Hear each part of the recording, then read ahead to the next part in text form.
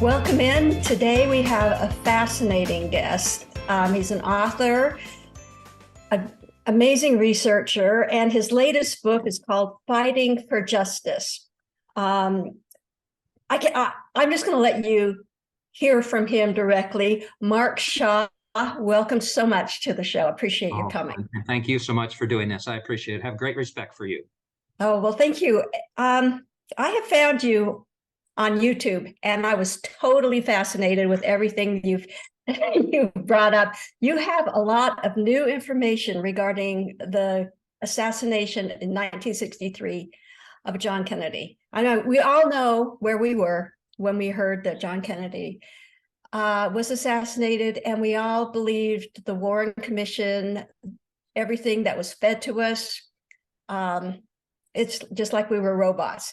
Why don't you tell us the new information you have, and how not only the assassination of JFK is involved, but there's a lot of other deaths involved and a lot of mysteries that you are now trying to solve.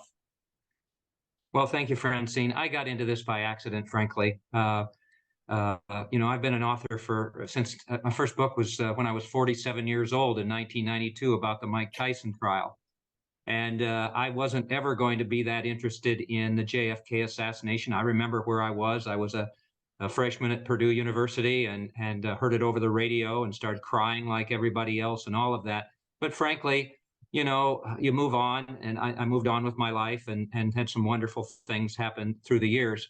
It was only until I met this woman, frankly, this woman right here, who's Dorothy Kilgallen. Many people, and I wrote a book about her that became a bestseller, The Reporter Who Knew Too Much. Dorothy came into my life in a little bit of an interesting way. My life's been filled with these serendipitous moments, defining moments, I call them. I would have never looked into the JFK assassination if it hadn't been for meeting Dorothy. And the way it happened, I've had an advantage over every other person who's ever investigated the JFK assassination, written books, given lectures, whatever. I knew personally Melvin Belli, the attorney for Jack Ruby. I practiced law with him in the 1980s in nearby San Francisco here. And so when I decided to write a book about him and a biography of him after he died in 1996, I'm going through his life. I knew a lot of his colleagues. I interviewed them all and everything. And then there was one gentleman who said to me, a doctor friend of his, well, Melvin Belli knew Dorothy Kilgallen. And I said, well, the only thing I know about her is that she was a main panelist on the hit CBS show What's My Line in the 1950s and 60s. It was watched by 10 million people every Sunday night live. I remember my parents watching that show. It was a quiz show. And let me. People can now go on YouTube and watch all the episodes because they're still very much alive for us to watch now. Well, and I'm very proud of that because we're going to talk about how Dorothy died at some point very mysteriously, and I've proven she was murdered. She disappeared from the face of the earth. When I started investigating her and her life, there was nothing out there. And there weren't that many episodes up there and all of that. So I found out about Dorothy, and this guy said to me, no, Mark, Melvin Belli wasn't on What's My Line. He knew her from the Jack Ruby trial. Well, I've watched some of your episodes, and I've seen that you're a very curious person. You want to find out what's going on. And when I learned that Belli knew Dorothy at the JFK assassination, at the trial of Jack Ruby and all of that, I wondered how in the world did that happen? So very quickly, I started investigating Dorothy and found out that she was, at the time of the Ruby trial, what the New York Post called the most powerful female voice in America. Ernest Hemingway said she was the greatest female writer in the world. And all of these accolades and everything. She had a column in the New York Journal American, a college dropout who achieved all of this despite all of the gender discrimination at the time. And she had this column in the New York Journal American called Voice of Broadway, syndicated to 200 newspapers across the country by the Hearst Syndicate. And that's when they really read newspapers.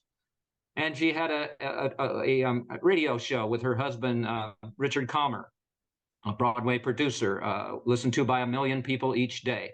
Dorothy was the real deal. And when I found out that she looked into the JFK assassination, I went back and checked with my research on Melvin Belli and found he had a connection to the underworld. He liked to be a mafia wannabe, and I kind of knew that about him. He's a bigger than life guy, very seldom ever told the truth about anything.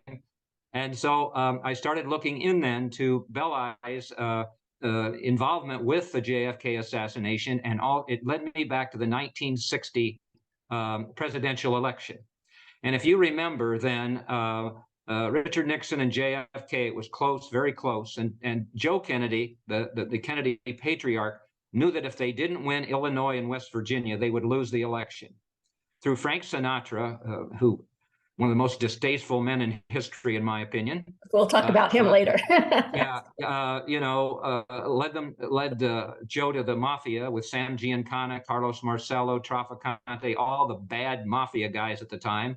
And they all helped JFK win Illinois and West Virginia with the promise from Joe that if they did that, they would be left alone when the new administration got in the White House. Well, Joe was a very dishonorable man, as one has ever been, and a liar and all that. So he double-crossed them.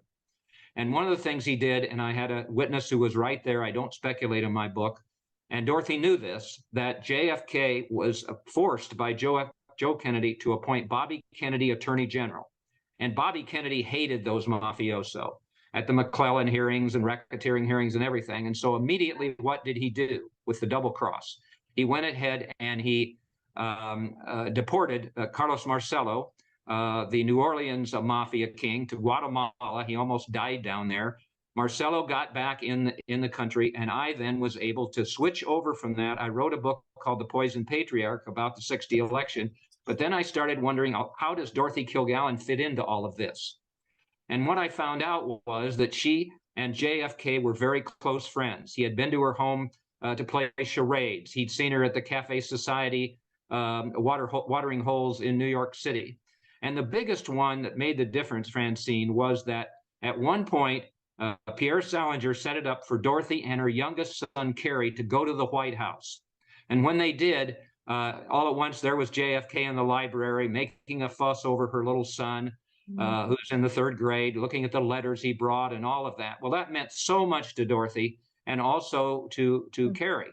And so when JFK died, Dorothy wrote one of her first columns about the JFK assassination. And what she said was, "What I remember is a tall man stooping over a little boy, praising him for the 3rd grade letters he brought. This is the man who, not the president, this is the man who was assassinated in Dallas." Well, as Bennett Cerf, one of the panel members on What's My Line, said, when Dorothy went after a story, she went after it full bore, just like you do.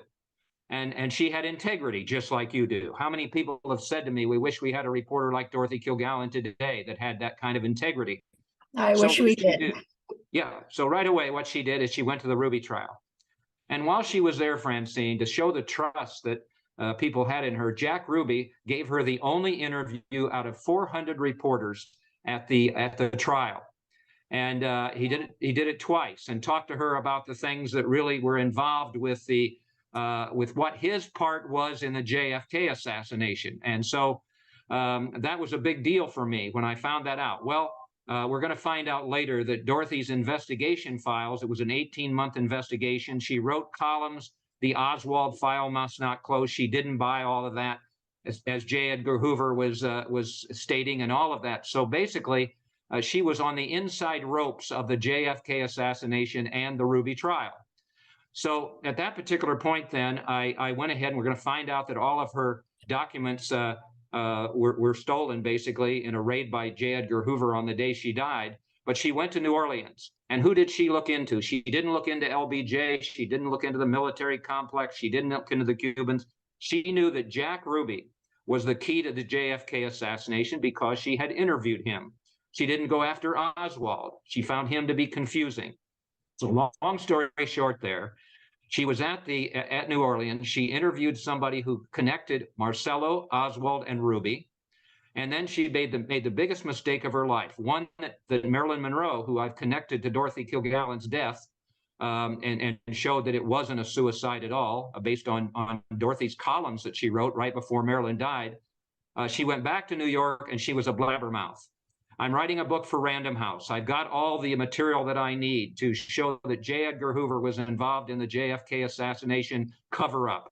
Marcella was the one who had the strongest motive to have killed JFK, so Bobby Kennedy would be powerless, because if he killed Bobby, the government would come after him with everything they had. But if he kills JFK, Bobby is powerless. That's exactly what happened. So she knew all of this, and she told her hairdresser, one of them, if the wrong people knew what I know about the JFK assassination, it would cost me my life. I'm afraid for my life and my family. I've bought a gun. I'm afraid for my son. I'm afraid.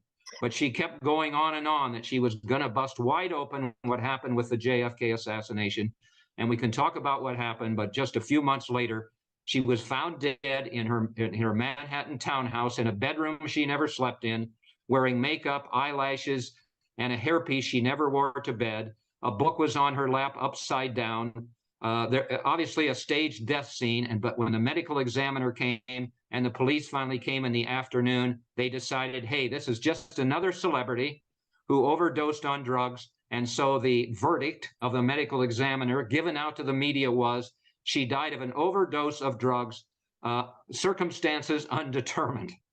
Well, that lit a light in my mind, and so I looked into her death, and as we can talk about if you want to, but she took it, how she died, and why I believe and have proven she was murdered. But she took it personal when JFK died. And if you know anything about Dorothy, well, just watch My Line. She was kind of a prosecutor like there. She was the one who went after all the facts. She's the one who guessed the occupations and all of that. And she did that with every story she went after. And for 18 months, she looked into the JFK assassination. She had the truth. She was going to print it in that book. And she was the reporter who knew too much, and they had to silence her. Well, yeah, and Bennett Cerf, also on What's My Line, was the co-founder of Random House. And I believe you've said in previous interviews that she showed her documents and her manuscript to him. And when she was found dead, as you said, Hoover's men came in and took all her notes and everything. But if Bennett Cerf had seen all this, and this is what I'm really curious about, why didn't he follow up? Well, great question. You have to realize with Dorothy, the last night of her life, there was a man that she had a relationship with. He was a journalist from the Midwest, much younger than she was. I think he got involved in Dorothy's death by those who thought that he might be helpful in finding out what she was doing. And on the last night of her life, I think he was involved with her murder. But as far as the whole situation with Bennett Cerf, there is evidence that she showed him part of the manuscript for the book she was writing about the JFK assassination. So it's logical to think that he would do something about that he would look into it afterwards. This is what's so sad. Nobody in her family, none of her colleagues at What's My Line, including Bennett Cerf, none of her journalistic colleagues, nobody stood up for Dorothy and said, wait a minute, overdose of drugs, no way that can happen at all. In fact, I want to mention that when I gave a presentation here up at the Commonwealth Club of San Francisco, they called me a magnet for crowdsourcing. And people say my books are very easily read because I don't have much of a vocabulary, frankly, a small town in Indiana guy. But I get these emails, and people watch the presentations on YouTube. I think there's about 8 million of them up there now, views. And I hear from people. And here's what I just heard from this morning. This guy's name is T.K. Behringer. He's a retired physician. I can verify that most doctors' handwritten notes are frequently illegible. I am surprised you were able to decipher the medical examiner's note as well as you did, as displayed on page 88. I believe the 3 words of the last sentence on page 99 referenced as undistinguishable are no pox HX, which would mean no positive history of alcoholism or other medicinal habits. Doctors routinely abbreviate history as HX, positive as POS, and negative. So that's what's, I keep getting more information that there's no way she could have overdosed on drugs. But again, you hope if somebody says something bad about you, Francine, that there will be others who will stand up and say, wait a minute, that's not her. She's not like that. But in this situation, Bennett Cerf and all of them were scared because they knew, all of them knew, she was investigating the JFK assassination. And I think Bennett Cerf knew about the connection he'd made with this Marcello as the man with the main motive to kill JFK. So he was scared. He never came forward. Her reputation was ruined. And I have been fighting for 15 years to try to get that reputation returned to her as the kind of incredible woman and reporter that she was. Well, I have to tell you that, about 25 years ago, I was interviewing an FBI agent who had been involved with the mafia undercover. Oh. And I happened to say, have you heard anything about JFK assassination? And he says, oh, yeah, it's common knowledge within the mob. They talk about it all the time. And I said, so Hoover knew about it? He says, Hoover knew about it. Everybody knew about it. But we didn't. The public didn't know about it. And then LBJ put together the Warren Commission, which was a fake. Why don't you talk a little bit about the Warren Commission and what was tasked to do? Well, here they are on the cover of Fighting for Justice. Right. And once again, I don't understand all of this, frankly, Francine, how I've become this magnet for all this new information and everything. I was not going to write this book. I had written enough about Dorothy, about Marilyn's death and connecting it to JFK and Dorothy's death through the book Collateral Damage for the first time, showing that on the day or two before Marilyn died, Dorothy wrote a column about her, how great she was doing. She was going to Hollywood parties. She had a new love affair in her life. She had Broadway offers, everything. And I said to myself, this is not a woman who would have committed suicide. And we can talk about that a bit. But in this situation, I was not going to write this book. And then I got an email in February of last year. A gentleman said, I knew Dorothy Kilgallen in 1962. And of course, that perked my interest because there aren't too many people alive now that knew Dorothy. So I phoned him and he said, yes, Mr. Shaw, I did. But let me tell you another thing. I feel not like it's now the right time that I can come out and tell the truth about the Warren Commission. I was the legislative assistant for one of the Warren Commission members.